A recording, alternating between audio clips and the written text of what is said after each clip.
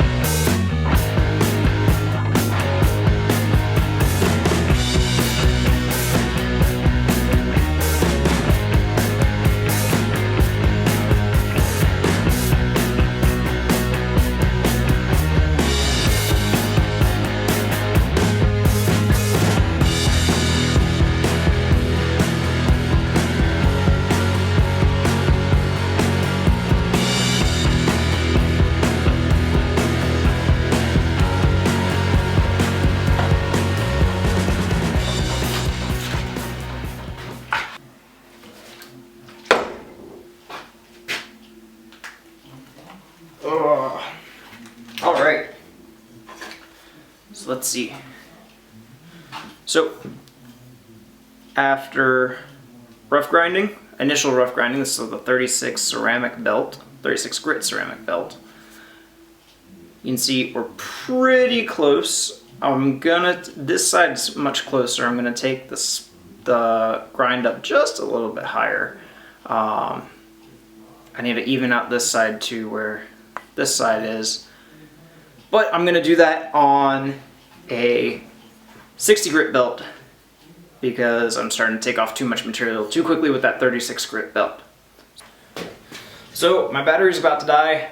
I gotta get this ground in while I'm still got the movement going. Go ahead and do the 60 and maybe an 80 grit grind on this, and I'll charge my battery and I'll get back to you when this is done and we'll do the heat treat. Alright, I got the bevels taken to 60 grit. I've got a 120 grit belt on, and I'm just going to polish this up and make the plunge cuts even.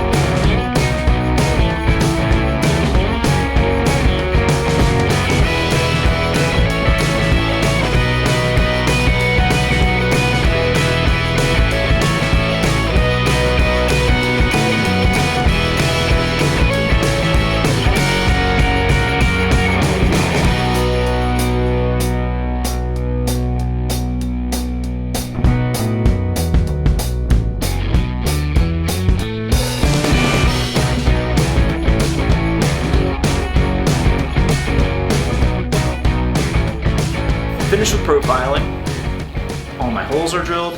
My bevels are pretty good. If you can see, they're almost perfect along the blade.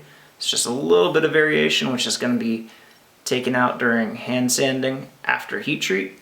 The end of my grinds almost meet up. Again, that'll be cleaned up with hand sanding. The perimeter is all clean. The ricassos are almost perfect. Got a little bit of a nick there. I'll have to clean that up. probably with a file. The only thing to do now is I'm going to file in a choil to make sharpening easier, and then we'll heat treat it. Okay, I got a little choil cut in there. That'll make sharpening way easier for the end user. And now I want to just take some measurements of my edge to make sure that I've got a good starting edge for heat treating. Make sure it's all uniform. Let's see here. Alright, I got 0.29, 0.29, 0.30, 0.3, 0.45, and right here I'm alright with having a little bit thicker towards the tip. I'm probably going to have to grind this top edge of the tip down just a little, profile it a little more, and really, here, 0.34, yeah, back to 0.51. I like the area near the point to be a little bit wider on the edge. It will just make for a little bit better if you ever get into some stabby motions. And really, when I finish sanding it, it'll all be uniform.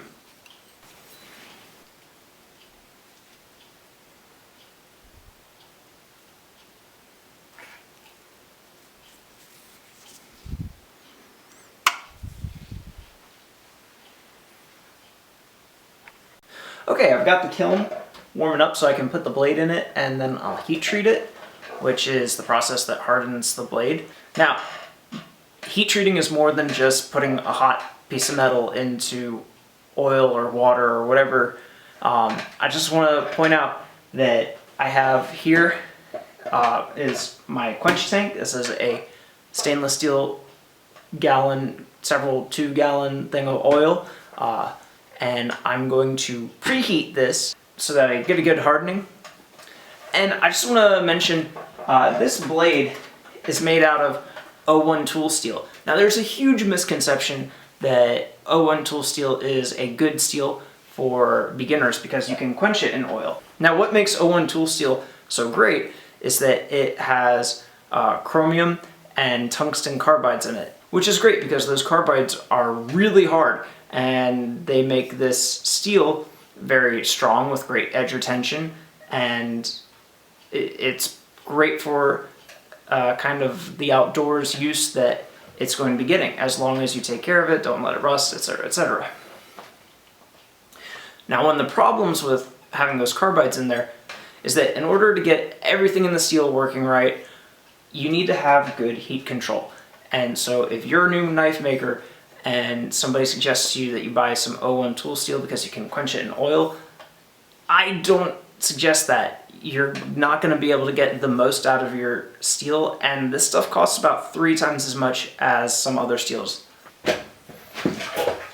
If you're a new knife maker and you're going to try and do your own heat treat, I highly suggest you get some of this. This is 1084.